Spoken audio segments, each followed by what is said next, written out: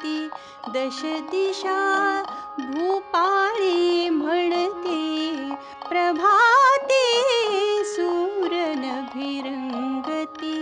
दश दिशा भूपाळी म्हणते प्रभाते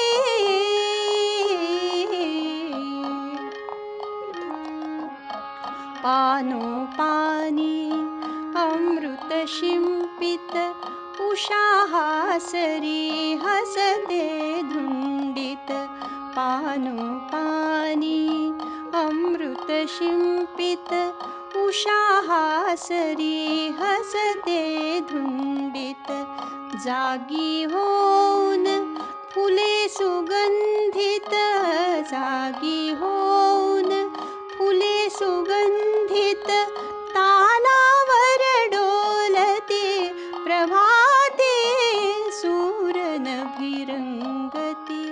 दश दिशा भूपाळी म्हणते प्रभाते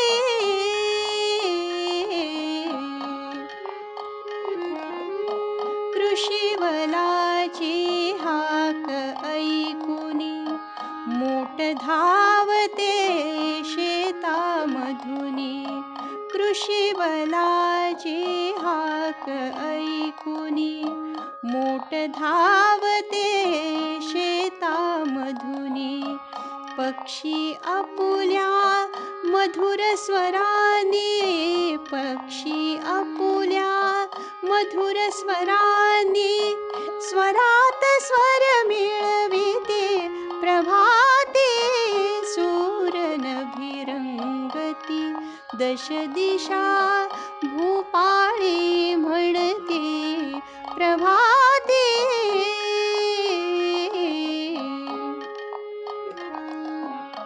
प्रसन्न वदने सुहासिनी कुणी सडे शिंपिती मृदुल करानी प्रसन्न वदने सुहासिनी कुणी सडे शिंपिती मृदुल करानी श्री विष्णूचे नाम स्मरूनी श्री विष्णूचे नाम स्मरूनी तारकुणी छेडिते प्रभाते सूरनभिगती दश दिशा भूपाळी म्हणते प्रभाते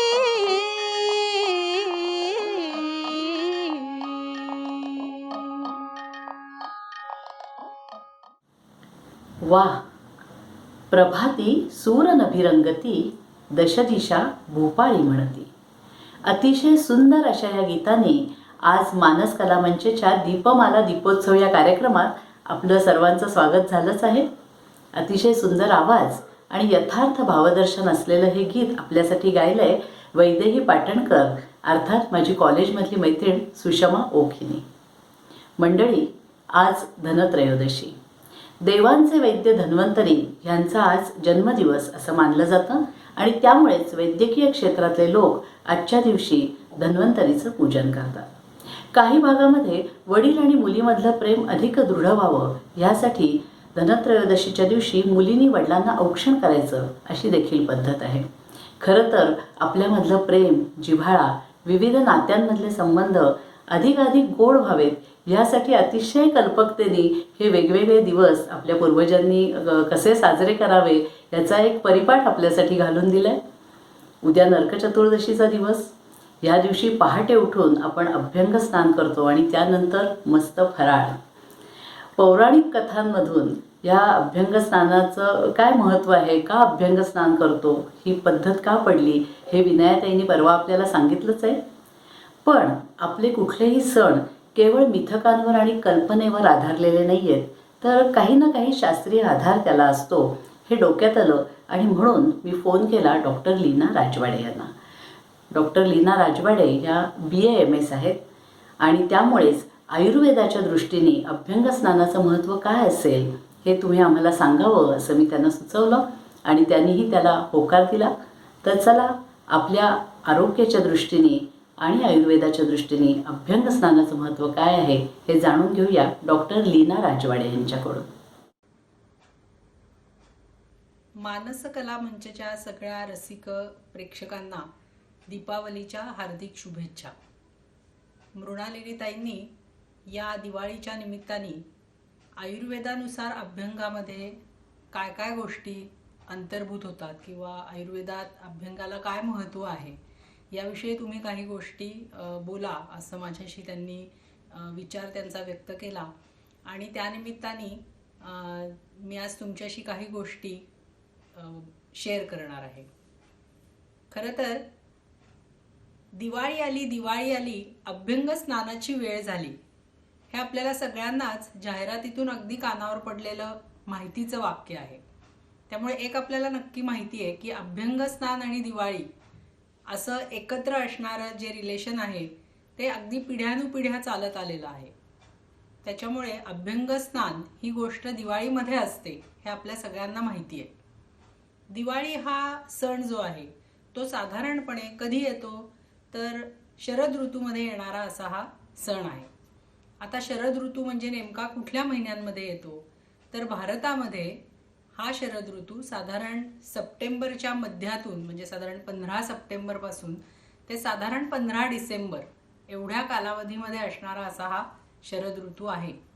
आणि या शरद ऋतूमध्ये येणारी ही दिवाळी अभ्यंग स्नानाने सुरू होते आणि खरं म्हणजे हा पूर्ण ऋतू हे अभ्यंग स्नान आपण करावं अशी अपेक्षाही ते अभ्यंग स्नान ठेवतं. आणि ह्या निमित्ताने मी आयुर्वेदामध्ये या अभ्यंग स्नानाविषयी काय सांगितलंय ते आज तुमच्याबरोबर बोलणार आहे. पहिला जो मी मुद्दा तुमच्याशी बोलले की शरद ऋतूमध्ये येणारी ही दिवाळी आहे तर या शरद ऋतूचं महत्त्व नक्की काय असतं हेही आयुर्वेदामध्ये सांगितलेलं आहे. आयुर्वेदामध्ये ऋतुचर्या आणि दिनचर्या असे दोन विषय जो माणूस स्वतःचं आरोग्य चांगलं ठेवू इच्छितो आणि जो मुळातच स्वस्थ आहे किंवा आरोग्यपूर्ण आयुष्य जगतो आहे अशा माणसांसाठी पाळण्याची जी चर्या आहे त्याला त्यांनी ऋतुचर्या दिनचर्या अशा विषयांमध्ये काही अनेक गोष्टी सांगितल्या आहेत. त्याच्यामध्ये शरद ऋतूमध्ये काय गोष्ट करावी असं सांगितलंय आणि त्याच्यामध्ये या अभ्यंग स्नानाचं महत्त्व किंवा त्याच्याविषयी अनेक गोष्टी या आयुर्वेद शास्त्रामध्ये आलेल्या आहेत.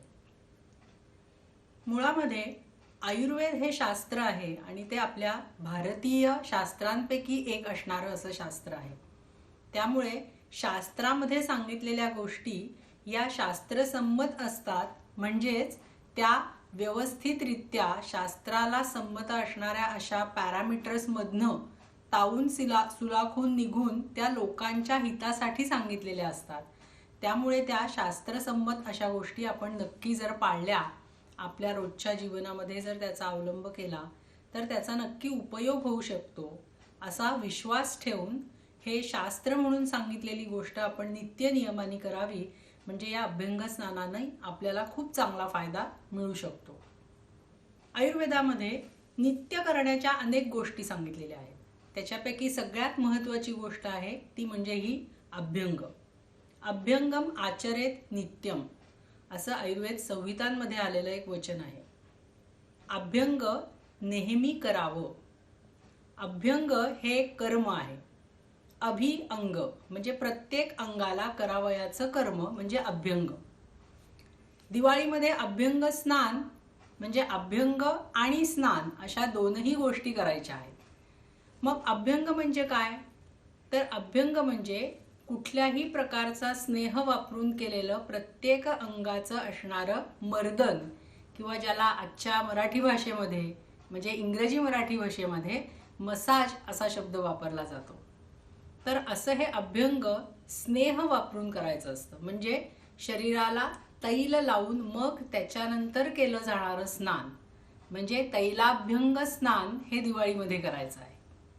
मग हे का बरं करायचं असेल तर त्यालाही शास्त्रीय दृष्टिकोन आयुर्वेदामध्ये सांगितलेला आहे. शरद ऋतू हा वर्षा ऋतू संपल्यानंतर येणारा ऋतू आहे.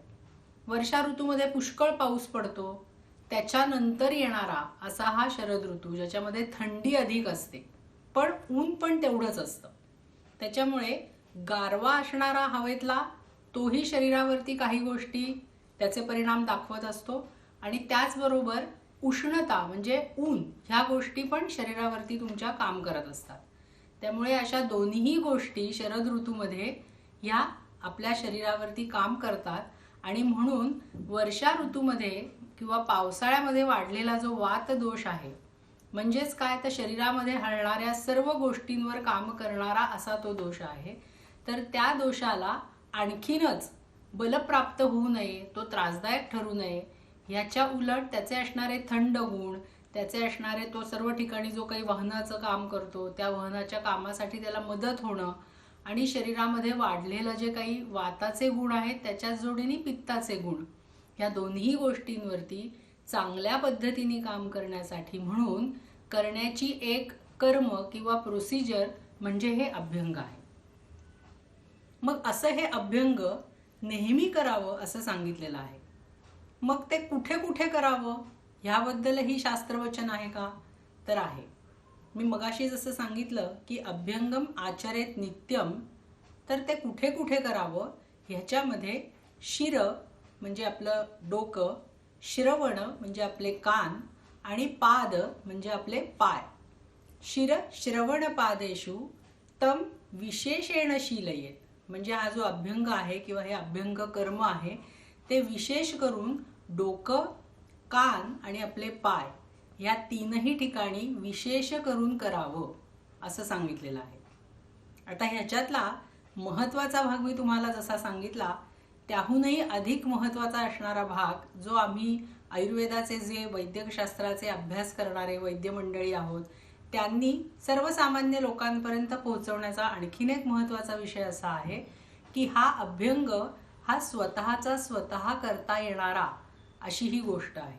त्यामुळे प्रत्येकाने स्वतःच्या स्तरावर म्हणजे आपला आपण करावा असं शास्त्र सांगतं. तो कोणाकडून करवून घ्यावा असं शास्त्रवचन आलेलं नाही. ह्याचे दोन फायदे आहेत. एकतर आपलं आपण करू शकतो आणि त्यामुळेच तो रोजही करायला अतिशय सोपा असतो. अशा दोन्ही गोष्टी याच्यामध्ये आहेत. मग आता डोकं, कान आणि पाय ह्या तीन ठिकाणी करण्यासाठी आपल्यापैकी कित्येक जणांना असं लक्षात येईल की अरे सोपं आहे की हे करायला, म्हणजे रोज आपल्याला 50 मिनिटं 1 तास असं जे काही मर्दन करणं अपेक्षित असतं किंवा त्याच्यासाठी लागणारा वेळ असतो तो आपल्याकडे नाहीये आपल्या धकाधकीच्या जीवनामध्ये, त्यामुळे आपल्याला हे करणं जरा अवघड जाईल का, ह्या सगळ्याच प्रश्नांची उत्तरं सहज तुम्हाला मिळतील की या तीनही ठिकाणी अगदी 5 मिनिटामध्ये होणारी ही गोष्ट आहे आणि रोज करायची आहे.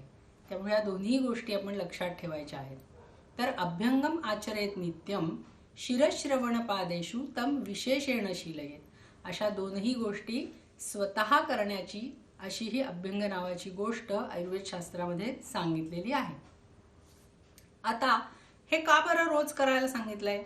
म्हणजे मी आज केलं, दिवाळीच्या पहिल्या दिवशी मी हे अभ्यंग स्नान केलं की झालं, डोक्याला त्याच्यानंतर कानाला आणि पायाला या तीनही ठिकाणी मी जर हे केलं तर मग मला चांगल्या पद्धतीने अभ्यंग स्नान केल्याचा आनंदही मिळणार आहे आणि त्याचे फायदेही मिळणार आहेत. असं आहे का हो? एक नक्की आहे की तुम्ही सुरुवात तरी त्या निमित्ताने करणार आहात, त्यामुळे त्या दिवशीचा मिळणारा फायदा, त्याचा मिळणारा आनंद ह्या गोष्टी आपल्याला नक्कीच मिळतील. पण त्या दिवसापासून आपण त्याचा श्रीगणेशा केलेला आहे, त्याची सुरुवात केलेली आहे असं प्रत्येकाने समजून, जसं पाडव्याच्या दिवशी एक परंपरा म्हणून बायको नवऱ्याला अभ्यंग स्नान घालते, भाऊबीजेच्या दिवशी भावाला बहीण अभ्यंग स्नान करते किंवा अभ्यंग स्नानासाठी ती त्याला त्या गोष्टी अभ्यंगासाठी लागणाऱ्या असतात ती पूर्व गोष्ट म्हणून करते. आणि बायका मात्र पहिल्या दिवशी म्हणजे दिवाळी सुरू होण्याच्याही पहिल्या दिवशी स्वतःची आंघोळ करून दिवाळीची सुरुवात करतात. ही जी काही परंपरा चालत आलेली आहे ती काही शास्त्रसंमत नाही. हे सांगण्यामागचा उद्देश असा आहे की आपल्याकडे खूप काही गैरसमज परंपरागत चालत आलेल्या सणांविषयी आहेत.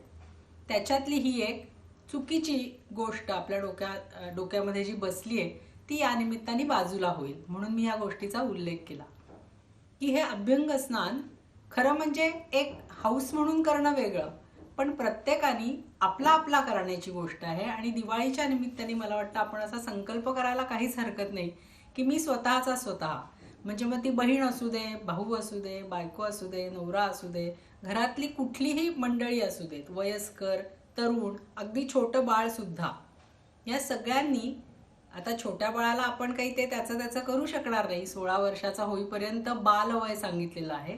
आपण आता 5 वर्षाचं झाल्यानंतर मूल आपलं काही गोष्टी बऱ्याच करू शकतात. असं लहान मुलं जर बघून बघून अनेक गोष्टी शिकतात, त्याच्यातला अभ्यंग सुद्धा शिकू शकेल, पण कमीत कमी 5 वर्ष वय त्याचं व्हायला हवं. त्याच्या पुढे मात्र प्रत्येकजण आपापलं हे अभ्यंग कर्म करू शकतं. तर स्वतः करण्याचं हे अभ्यंग कर्म त्या निमित्ताने मी, दिवाळीच्या निमित्ताने मी आता सुरू करतो, असा संकल्प आपण शास्त्रसंमत आहे म्हणून सुरुवात करायला काहीच हरकत नाही दिवाळीच्या निमित्ताने. आता या अभ्यंगाचे फायदे आयुर्वेद शास्त्रात काय सांगितलेले आहेत, तर त्याच्याबद्दल पण असलेलं एक वचन मी आधी सांगते. स जरा श्रमवातहा दृष्टी प्रसाद पुष्टी आयु स्वप्न सुत्वक दार्ढ्यकृत असे त्याचे संस्कृत वचनामध्ये सांगितलेले फायदे आहेत. तर आता क्रमाने या प्रत्येक गोष्टी आपण बघूया. स जरा श्रमवातहा, स म्हणजे स अभ्यंग, हा तो जो अभ्यंग आहे तो जरा म्हणजे वार्धक्य, ह्याचं नाश करणारा आहे. श्रम म्हणजे कुठल्याही गोष्टीमुळे आपल्याला येणारा जो थकवा असतो तो पण घालवणारा आहे. आणि वात हा म्हणजे वाढलेले जे वाताचे गुण आहेत, म्हणजे खूप प्रमाणात ड्रायनेस आलेला आहे, खूप प्रमाणात थंडपणा आलेला आहे, खूप प्रमाणात बारीक झालेलं आहे शरीर, किंवा थकवा खूप आलेला आहे, अशा अनेक ज्या गोष्टी वाताशी संबंधित असतात त्या गोष्टी कमी करणं ह्याच्यासाठी सुद्धा या अभ्यंगाचा उपयोग होतो. मग आयुर्वेद शास्त्रामध्ये सांगितलेल्या या तीनही ज्या गोष्टी आहेत, म्हणजे वार्धक्य, येणारा थकवा आणि वाताला कमी करणं, ह्या तीनही गोष्टी या शरद ऋतूमध्ये सहज साध्य होऊ शकतात केवळ या अभ्यंग केल्यामुळे. तर आपण 5 मिनिटाचा आपल्यासाठी वेळ दिला तर ही गोष्ट आपण सहज साध्य करू शकतो, नाही का? तसंच स्वप्न म्हणजे झोप चांगली येणं. तर आता आपण मघाशी पाहिलं की पाद म्हणजे आपल्या पायाला जर आपण चांगल्या पद्धतीने अभ्यंग केला तर झोप छान लागू शकते. असं एक रिसर्च झालेला आहे की तुमच्या पायापासून निघणाऱ्या काही वाहिन्या आहेत, रक्तवाहिन्या आहेत, त्या तुमच्या डोळ्यांना आणि तुमच्या डोक्यातल्या प्रत्येक अवयवाला चांगल्या पद्धतीने रक्तपुरवठा करतात. मग असा हा अभ्यंग जर तुम्ही पायाला केलात तर नक्कीच त्याचाही फायदा तुमच्या डोक्यापर्यंत मिळणार आहे आणि त्यामुळे शांतपणा येणं आणि झोप चांगली लागणं ही गोष्ट सहज साध्य होणार आहे. मी मगाशी म्हटलं तसं शास्त्र हे त्यांनी सांगितलेलं वचन हे योग्य प्रकाराने तावून सुलाखून शास्त्राच्या परिभाषेमध्ये सांगतं. आणि आयुर्वेद हे आपलं भारतीय शास्त्र वेदांमध्ये आलेला शास्त्र आहे, म्हणजे हजारो वर्षांपूर्वी आलेलं आहे. आयुर्वेदाच्या संहिता ह्या साधारण आत्ता ज्या उपलब्ध आहेत, ज्या अण्णासाहेब मोरेश्वर कुंटे यांनी 1891 साली त्याची द्वितीय तृतीय आवृत्ती आलेली होती आणि आता आहे 2020, म्हणजे 100हून अधिक वर्ष होऊन गेलेली आहेत या संहितांना. आणि ह्याच्यातली प्रत्येक गोष्ट आज आयुर्वेदाचा वैद्य म्हणून प्रॅक्टिस करणाऱ्या प्रत्येक वैद्याकडे जर तुम्ही बघितलं तर त्यांनी फक्त ते वचन तशा पद्धतीने वापरल्यामुळे मिळणारे जे फायदे आहेत त्याच्यातल्या या अनेक गोष्टींपैकी एक असणारी अशी ही गोष्ट आहे. अर्थात मी म्हटलं तसं त्याच्यावरती विश्वास पाहिजे, तर ही गोष्ट नक्कीच शास्त्रसंमत आहे असं आपल्याला पटू शकतं. आत्ता कोविडच्या निमित्ताने मला ह्याच्यात आणखीन एक ॲडिशन करावीशी वाटेल की आता कोविड नंतर म्हणजे पोस्ट कोविड मॅनेजमेंट ज्याला म्हणतात, ह्याच्यामध्ये स्वास्थ्य टिकवणं ही खूप मोठी गोष्ट आता सर्वच वैद्यकशास्त्रांनी लोकांच्या समोर आणण्यासाठी वेगवेगळे मार्ग अवलंबायला लागलेले आहेत ती मंडळी. तर त्याच्यामध्ये आयुर्वेदाकडे खूप सकारात्मक दृष्टीने पाहिलं जाते, कारण प्रतिकारक शक्ती तुमची वाढवणं, तुमची व्याधिक्षमता वाढवणं याच्यासाठी आयुर्वेद हा खूप काही मोलाची कामगिरी करतोय असं तुम्हाला सगळ्यांना वाचनातही आलं असेल, तुम्ही मीडियामध्ये ऐकत असाल, तुमच्या माहितीचे काही वैद्य असतील त्यांच्याकडनं तुम्हाला काही गोष्टी कळाल्या असतील. तर त्याच्यापैकीच तुमचं व्याधिक्षमत्व टिकवणं म्हणजे तरी काय असतं, तर तुमचं वार्धक्य जे आहे, वार्धक्य हे केवळ ज्याला वय वाढणं आणि त्याच्यामुळे येणारं जे क्रोनॉलॉजिकल एज ज्याला म्हणतात अशा अर्थाने येणारं वार्धक्य नव्हे, तर अकाली येणारं वार्धक्य. लवकर कुठल्याही गोष्टी तुमच्या अवयवांची क्षमता कमी होणं हे सुद्धा वार्धक्यच आहे. किंवा तुमची त्वचा ही लवकर सुरकुतलेली होणं, केस लवकर पिकणं हे सुद्धा वार्धक्यच आहे. तर ह्या गोष्टी कमी करण्यासाठी अभ्यंग नावाचं कर्म जे अतिशय सोपं आहे, पण जर तुम्ही नित्य केलं तर तुम्हाला या दिवाळीच्या निमित्ताने या संकल्पातून मिळणाऱ्या अनेक फायद्यांपैकी हा एक फायदा नक्की मिळू शकेल आणि व्याधिक्षमत्व वाढवण्यासाठी सुद्धा या अभ्यंगाचा उपयोग होऊ शकेल. तर नक्की या संकल्पाचा अगदी सकारात्मक विचार सगळ्यांनी त्या निमित्ताने आपण करूया. आता तिसरा जो विषय आहे की अभ्यंगाचे जे फायदे आहेत, मग आपण हे रोज करायला लागावं असं प्रत्येक जण जर म्हणायला लागला तर त्याचे होणारे फायदे जसे आहेत तसं ते कोणी करू नये हे सुद्धा आयुर्वेद शास्त्राने सांगितलेलं आहे. आणि तो महत्त्वाचा विषय पण मी तुमच्याशी या निमित्ताने शेअर करते की जसं वार्धक्य तर कमी होतं, वाढलेला वात शमन होतो, तसं ज्यांना कफाचा आजार आहे म्हणजे ज्यांना खूप सर्दी खोकला होतो वारंवार, किंवा ज्यांना दम्याचा त्रास आहे, किंवा ज्यांचं पंचकर्म वैद्यांच्याच अर्थात सल्ल्याने झालेलं आहे, अशा पंचकर्म झालेल्या लोकांच्या बाबतीत मात्र हा अभ्यंग लगेच त्या दिवशी म्हणजे ज्या दिवशी कर्म झालेलं आहे त्या दिवशी करायचा नाही आहे. त्यामुळे आपल्या जवळच्या आणि आपल्या माहितीच्या अशा खात्रीशीर वैद्याकडे जाऊनच आपण ह्याबद्दल माहिती करून घ्यावी आणि मगच तो करावा. म्हणून मी मगाशी सांगितलं तसं की जो स्वस्थ आहे, स्वस्थ म्हणजे काय तर आपण दिवसभराच्या करतो ज्या ज्या गोष्टी त्या आपण छान पद्धतीने एनर्जीमध्ये करू शकतोय, आपल्याला भूक चांगली लागतेय, आपण छान जेवतोय, आपण छान झोपू शकतो, आपण रोज व्यायाम करतो आहे, आपलं काम छान करतो आहे आणि हे साधारण आपल्याला 70-80% तरी आपण दिवसभरामध्ये चांगल्या पद्धतीने करतोय असं ज्याला माहिती आहे तो माणूस म्हणजे स्वस्थ. अस्वस्थता प्रत्येकाच्या ठिकाणी 1-2% नाही, चांगली 10-20% सुद्धा असू शकते, पण जर 80% तो स्वस्थ असेल तर त्यांनी नित्य अभ्यंग हा करावा. त्याला नक्की त्याचं ते स्वास्थ्य टिकणं आणि अस्वास्थ्य कमी करणं अशा दोन्ही गोष्टींसाठी या अभ्यंगाचा उपयोग होऊ शकतो. आणि त्यामुळे ज्याला आपण मुळात स्वस्थ आहोत त्याचं स्वास्थ्य टिकवण्यासाठी आणि व्याधी प्रतिकार क्षमता वाढवण्यासाठी असा हा अभ्यंग खूप अतिशय मोलाची मदत नक्की करू शकतो. मग आता हे अभ्यंग करायचं कशाने असा पुढचा प्रश्न येतो. तर आपल्याला साधारण आता माहिती आहे की दिवाळीच्या निमित्ताने खूप प्रकारची सुवासिक तेलं बाजारामध्ये येतात, त्यामुळे आपल्याला सगळ्यांना माहिती आहे की तेलाने हे अभ्यंग करायचं असतं. तर स्नेह ही गोष्ट फक्त तेलामध्ये असते का तर नाही, पण तेल हे महत्त्वाचं असणारं असं साधन मात्र आहे की जे ह्या गोष्टीसाठी अगदी सहज वापरता येण्यासारखं असतं आणि त्या मानाने पातळ असणारा असा तो स्नेह आहे. त्यामुळे तेल हे वापरायला सोपं आहे. आता शरद ऋतूमध्ये कुठल्या तेलाने अभ्यंग करायचा तर अगदी सोपं म्हणजे आपल्याला सगळ्यांना माहिती असणारं म्हणजे खोबरेल तेल, की जे शरद ऋतूमध्ये वापरायला अतिशय सोपं आहे आणि जे बाजारामध्ये अतिशय वेगवेगळ्या ब्रँडचं जरी उपलब्ध असलं तरी हे बाहेर न लावायची गोष्ट आहे. चांगल्या मार्क असलेल्या म्हणजे ISI मार्क असलेल्या कंपनीचं जर तुम्ही विकत घेऊन ते तेल वापरलं तर खात्रीशीर त्याचे फायदे मिळू शकतात, त्याचा कुठल्याही प्रकारचा तोटा हा तुम्हाला झालेला दिसत नाही. आता ह्याच्या व्यतिरिक्त मात्र असा अनुभवही आहे आणि ग्रंथातही असं आलेलं आहे की शरद ऋतूमध्ये मी मगाशी म्हटलं तसं की पित्त पण वाढलेलं असतं, थंडी पण आहे आणि छान वास जर आला तर आपल्याला त्या वासामुळे मनही प्रसन्न होतं नाही का. त्याच्यामुळे शरीर आणि मन हे दोन्ही प्रसन्न ठेवण्यासाठी सुवासिक तेल असेल तर त्यांनी अभ्यंग केल्यामुळे फ्रेश वाटणं ही गोष्ट अगदी सहज घडू शकते. मग अर्थात व्यक्तिसापेक्ष आहे ही गोष्ट. काही लोकांना खूप उग्र वास आवडू शकतो, काही लोकांना वासच नको असतो, काही लोकांना मंद वास आवडतो. त्यामुळे असे अनेक प्रकारचे वास सर्वसाधारणपणे वाळा म्हणा किंवा चंदन म्हणा किंवा नागरमोथ्यासारखं द्रव्य आहे की ज्याला बाजारामध्ये आज मिळतं ते द्रव्य आणि त्यांनी सिद्ध केलेलं तेल असतं, किंवा ब्राह्मी म्हणा किंवा जास्वंद म्हणा, किंवा आजकाल इसेन्शियल ऑइल्सचे पण बरेच ब्रँड्स आहेत ज्याच्यामध्ये लव्हेंडर सारखा वास आहे, किंवा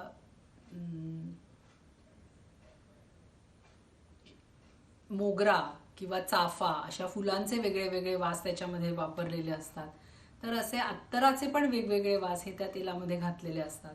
तर अशी तेलं जर तुम्ही वापरलीत तर नक्कीच ती तुम्हाला छान प्रसन्न असं फिलिंग देण्यासाठी उपयोगी ठरू शकतात. आणि आयुर्वेदामध्ये आणखीन एक असं सांगितलेलं आहे की तेल ही सिद्ध करून जर वापरली, म्हणजे त्याच्यामध्ये कुठल्या तरी गोष्टी घालून ते तयार करून जर वापरलं तर ते अभ्यंग तेल हे जास्त चांगल्या पद्धतीने शरीराला उपयोगी ठरू शकतं. त्यामुळे मी मगाशी म्हटलं तसं एकेरी खोबरेल तेल पण तुम्ही वापरू शकता, पण त्याचबरोबर अभ्यंग तेल ज्याच्यामध्ये चंदन वगैरे सारख्या गोष्टी असतात, अशा जर वापरून तुम्ही ते अभ्यंग केलं तर तुम्हाला त्याचा फायदा हा नक्की मिळू शकतो. तर मी आत्ता तुम्हाला सांगितलं तसं हे अभ्यंग आयुर्वेदात सांगितलं आहे त्याप्रमाणे रोज करायला हवं. ज्याला आपलं स्वास्थ्य टिकवायचं आहे त्यांनी नक्की करायला हवं. स्वतःचं स्वतः करायला हवं. सकाळी अंघोळीच्या आधी करण्याची ही गोष्ट आहे. डोक्यापासून पायापर्यंत जिथे जिथे तुम्हाला आपल्या शरीरामध्ये जॉईंट्स आहेत त्या प्रत्येक ठिकाणी हलक्या हाताने ते तेल तुम्हाला लावायचं आहे. त्यामुळे 5 ते 10 मिनिटामध्ये होणारी अंघोळीपूर्वी सकाळी करण्याची ही गोष्ट आहे. आणि त्याच्यासाठी तुम्ही कुठल्या प्रकारची तेलं वापरायची हे पण मी तुम्हाला सांगितलं. तर असं हे अतिशय उपयुक्त, अतिशय करायला छान, सोपं आणि खर्चिक नसणारं, फक्त स्वतःचं स्वतः मात्र करण्याचं असं हे अभ्यंग स्नान दिवाळीच्या निमित्ताने आपण सगळ्यांनी मिळून संकल्प करूया की मी आजपासून हे स्नान करायला सुरुवात करतोय, पण दिवाळीपुरतंच न थांबता पुढे पण मी हे चालू ठेवणार आहे असं आपण सगळेजण म्हणूया. आणि या दिवाळीच्या पुन्हा त्यानिमित्ताने मी आपल्याला सगळ्यांना शुभेच्छाही देते. आणि मला या निमित्ताने आपल्याशी काही अभ्यंगाविषयीचे विचार शेअर करता आले त्याबद्दल मानस कला मंचच्या मृणालिनी ताईंचे मी आभार मानते आणि माझे विचार इथेच थांबवते. धन्यवाद. पुन्हा एकदा हॅपी दिवाळी. अतिशय सोप्या भाषेत लीनाताईंनी आत्ता आपल्याला अभ्यंगाचं महत्त्व समजून सांगितलंय. आणि केवळ नरक चतुर्दशीच्या दिवशीच नाही तर आपल्या रोजच्या जीवनातही अभ्यंग हा आपल्या सवयीचा एक भाग बनला पाहिजे असंही त्यांनी आवर्जून सांगितलंय. आपल्या तळपायाला जर तेल लावलं तर त्याचा थंडावा त्वरित डोळ्यांना मिळतो असं एक संस्कृत वचन देखील आहे. अभ्यंग केल्यानंतर आपल्या चित्तवृत्ती देखील अतिशय प्रफुल्लित होतात. तर शरीराबरोबरच मनालाही तुष्टता देणारं हे अभ्यंग आपल्या रोजच्या जीवनातला सवयीचा भाग बनवूया. आत्ताच्या करोनाच्या पार्श्वभूमीवर आपली प्रतिकारशक्ती किती उत्तम असली पाहिजे, आरोग्य किती उत्तम असलं पाहिजे याचं महत्त्व एव्हाना आपल्या लक्षात आलंच आहे. लीनाताईंच्या बोलण्यात देखील त्याचे संदर्भ आले. पण करोनावर मात करायची असेल तर केवळ शरीराची तंदुरुस्ती नाही तर मनाची बळकटी देखील महत्त्वाची आहे. कारण आपण जर करोनाला घाबरत राहिलो, त्याचा बाऊ करत राहिलो तर आपल्या जीवनातला आनंदच हरवून जाईल आणि मंडळी आपण हसायलाच विसरून जाऊ. पण तुमच्या हसण्याची काळजी आम्हाला आहे आणि म्हणूनच आज आम्ही आपल्याकडे बोलवलं आहे बंडा जोशी यांना. बघूया ते करोनाच्या काय काय गमतीजमती आपल्याला सांगतायत. नमस्कार. आजच्या या हसऱ्या मैफलीमध्ये आपणा सर्वांचं मनापासून स्वागत. परवा मी प्रवासाला गेलो होतो. ST स्टँडवर गेलो. ST लागली होती. गर्दी खूप होती. मी कंडक्टर साहेबांना म्हटलं, कंडक्टर साहेब जागा आहे का? मी काय झोपलो आहे काय? चला वर. मला म्हणाला. अहो एवढ्या गर्दीमध्ये मी कसा तरी आतमध्ये चढायला लागलो. पाहिलं तर गाडी अतिशय घाण होती. मी कंडक्टर साहेब म्हणलो, कंडक्टर साहेब कचरा गाडी केव्हा सुटणार? तो म्हणला कचरा भरला की लगेच चला वर. अहो त्यांनी माझाच कचरा करून टाकला. एवढ्या गर्दीमध्ये एक बाई 4 पोरांना घेऊन चढली होती. तो कंडक्टर भडकलाच. तो म्हणला, बाई निम्मी पोरं घरी ठेवायची की? निम्मी घरीच ठेवली आहेत तिने सांगितलं. कंडक्टर म्हणला, म्हणजे? नाही नाही माझी बालवाडी आहे म्हणाली. मंडळी अशा गमतीजमती घडतात. एकदा ना मी विमानाने गेलो होतो. ती हवाई सुंदरी आली. ती सूचना द्यायला लागली, आगे 2 द्वार है, पीछे 2 द्वार है, साइड में 2 द्वार है. आपातकालीन स्थिति में खुले तो खुले ये द्वार, नहीं तो जाना हरिद्वार. त्या बाईने सांगितलं की संकट काळ आला तर पॅराशूट घेऊन कशी उडी मारायची. पण माझ्या शेजारचा गृहस्थ अस्वस्थ. त्यांनी जाऊन त्या बाईंना विचारलं, समजा आम्ही पॅराशूट घेऊन उडी मारली आणि पॅराशूट उघडलं नाही तर. ती बाई म्हणाली, खाली पडल्यानंतर बदलून मिळेल. मंडळी, असा आपण प्रवास करून जातो आणि एखाद्या गावी पोचल्यानंतर रिक्षाने जावं लागतं. मी एक रिक्षा केली आणि निघालो. वाटेत ना एक अपघात झाला होता. हल्ली फॅशन आहे बघा, रिक्षाच्या मागे काहीतरी सिनेमाची नावं असतात. तर एक रिक्षा तिथं कोपऱ्यामध्ये पडलेली होती, तिच्यावर दुसरी रिक्षा आदळली होती. आता जी रिक्षा पुढे होती, जिच्यावरती दुसरी रिक्षा आपटली होती, त्या रिक्षाच्या मागे लिहिलं होतं सावन को आने दो, आणि जी रिक्षा धडकली होती तिच्या मागे लिहिलं होतं आया सावन झूम के. मंडळी, असे विनोद ऐकले की आपल्या चेहऱ्यावरती हसू फुटतं. आणि हास्य म्हणजे माणसाचा सर्वात मोठा दागिना आहे, तुम्हाला सांगतो. आणि हसलं की कसं छान वाटतं. माणूस हसरा असला ना की हसणाऱ्यालाही छान वाटतं आणि ते पाहणाऱ्याला सुद्धा छान वाटतं. तर मंडळी, मी आहे बंडा जोशी, हास्यकवी आणि विनोदी एकपात्री कलावंत. आपणा सर्वांसाठी ही एक छोटीशी मैफल मी घेऊन आलेलो आहे. मानस कला मंच या संस्थेच्या प्रसिद्ध कवयित्री मृणालिनी कानेटकर जोशी यांनी ही मैफल आयोजित केलेली आहे. आणि आनंदाची दिवाळी मैफल आपणासाठी मी घेऊन आलेलो आहे. आज धनत्रयोदशी आहे. आपणा सर्वांना व्यवहारातलं धन तर मिळावंच, पण आनंदाचं, हास्याचं धन उदंड मिळावं ही शुभेच्छा या निमित्ताने आपणाला देतो. आपण सगळी मंडळी आस्वाद घेताय. आता साहित्य जे असतं ना, त्या साहित्यामध्ये जीवनाचं प्रतिबिंब पडतं असं म्हणतात, मोठे मोठे साहित्यिक म्हणतात. पण आम्ही विनोदी मंडळी असतो ना, ही साहित्यामध्ये त्या जीवनाचं प्रतिबिंब जबरदस्तीने पाडतोच म्हणजे पाडतो. आता सध्या परिस्थिती काय आहे? करोनाची परिस्थिती आहे. तिचं प्रतिबिंब पण आम्ही पाडलेलं आहे. आता करोनाने काय परिस्थिती कठीण आली आहे तुम्हाला सांगतो. हा करोना आहे ना, हात धुवून आपल्या सगळ्यांच्या मागं लागलेला आहे. इतका हात धुवून लागला आहे ना, हात धुवून धुवून माझ्या हातावरच्या हस्तरेषा अस्पष्ट झालेल्या आहेत. माझ्या भविष्याचं काही खरं वाटत नाही मला. हे चिनी मातीवाल्या चिन्यांनी माती खाल्ली आणि जगातल्या अनेक देशातल्या लोकांना मातीत घातलं बघा. आणि नाठाळ पुरुष जे होते ना, त्यांना कधी नाही ते घरकाम करायला लागलं. बरं, घरी बसलं तर घरकाम, बाहेर गेलं तर पोलीस बडवणार, असं धर्मसंकटच होतं तुम्हाला सांगतो. पूर्वी कसं रिकामं घर खायला उठायचं. आता घरचे सगळे रिकामे, सारखे खायला उठतात. त्यामुळे घरच्या गृहिणीला ताप आणि सारख्या सूचना येतात.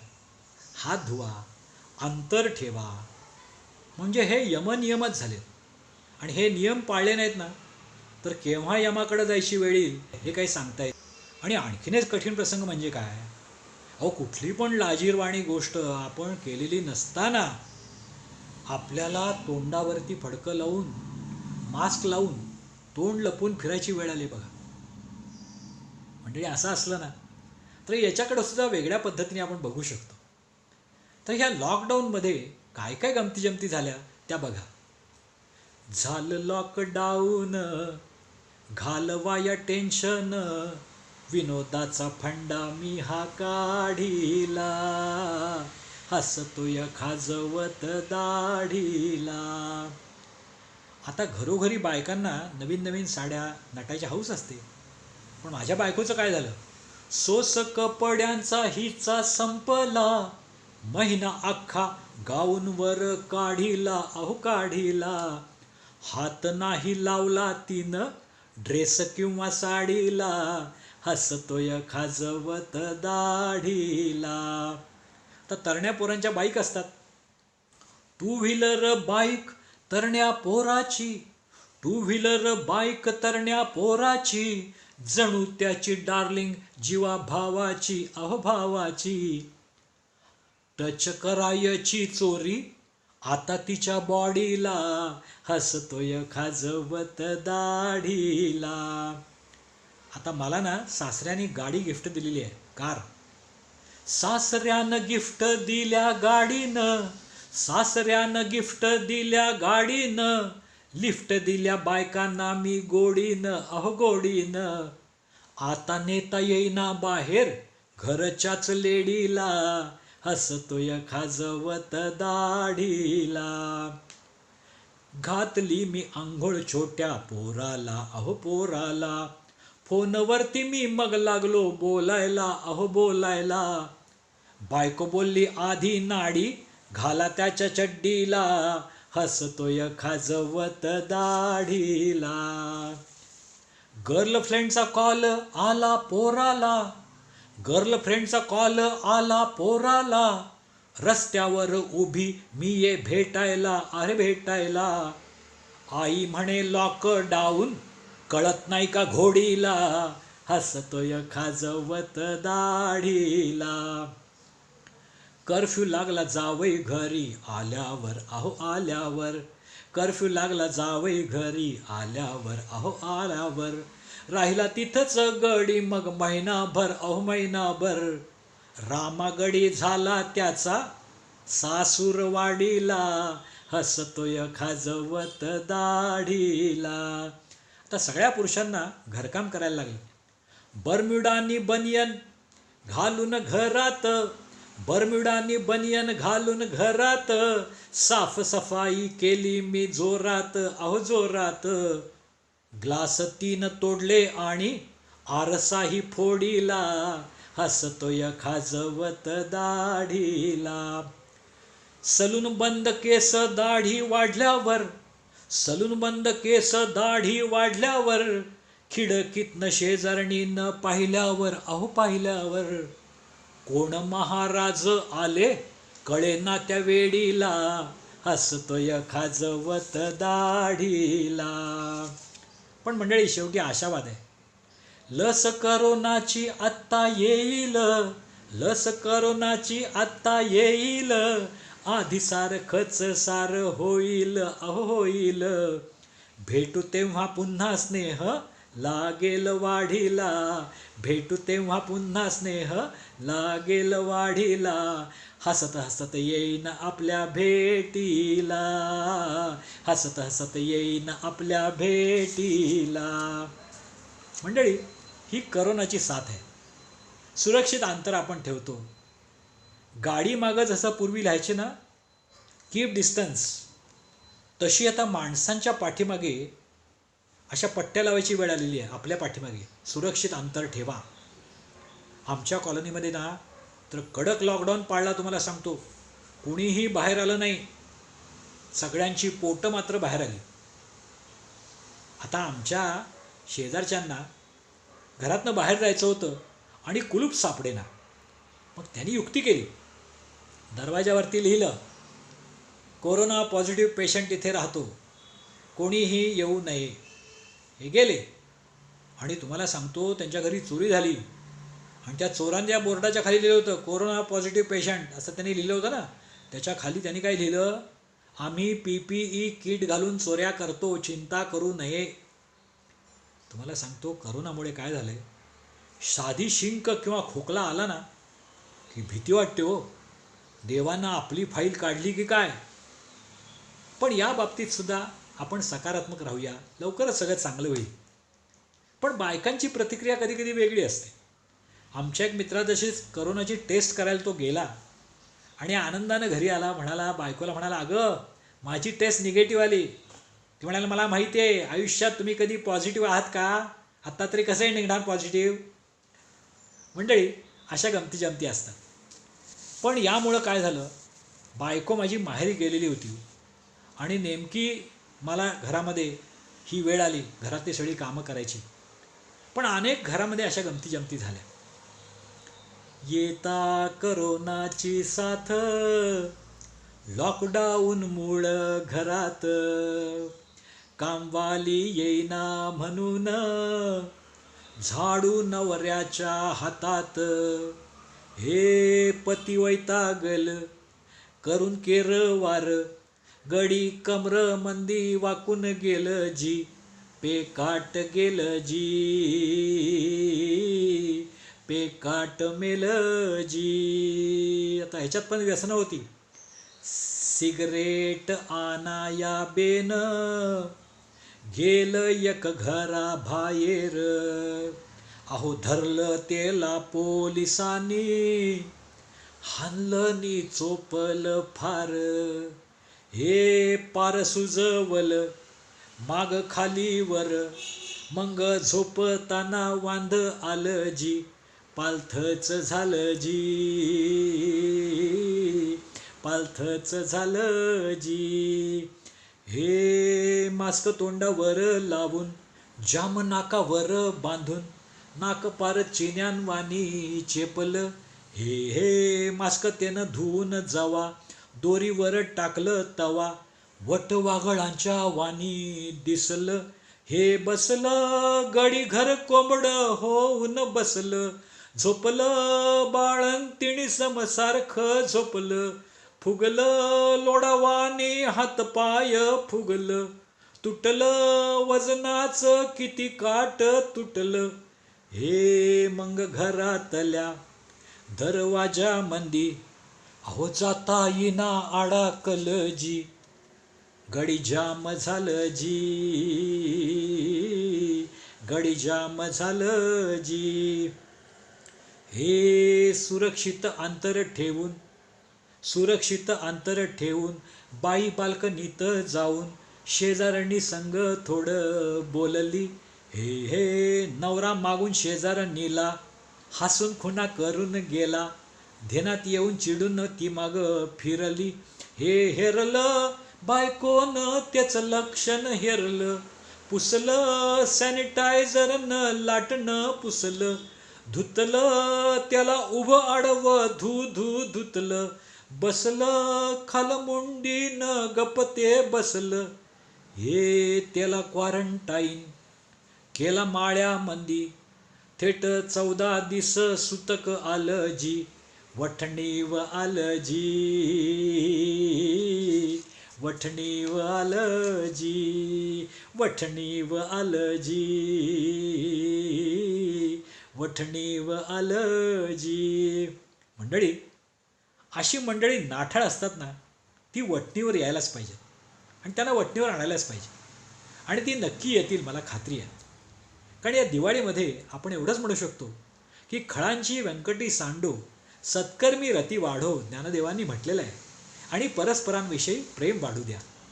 आणि हे सगळं होईल अशी आपण खात्री बाळगूया आणि एकमेकांना या दिवाळीच्या शुभेच्छा देऊया. मानस कलामंचच्या मृणालिनी कानेटकर जोशी यांनी मैफल आयोजित केलेली आहे, आपणा सर्वांना माहिती आहे. तेव्हा अशाच मैफली अजून दिवाळीमध्ये होणार आहेत.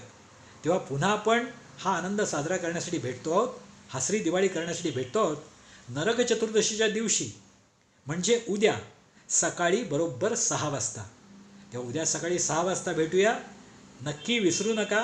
हा कार्यक्रम आवडला तर नक्की कळवा, इतरांना पाठवा, इतरांना आनंदी करण्याचा प्रयत्न करा. ही दिवाळी आहे. तेव्हा पुन्हा आपण भेटूया. आता निरोप घेतो. नमस्कार, धन्यवाद. मंडळी, आजच्या हास्य मैफिलीत बंडा जोशींनी आपल्याला खळखळून हसवलंय.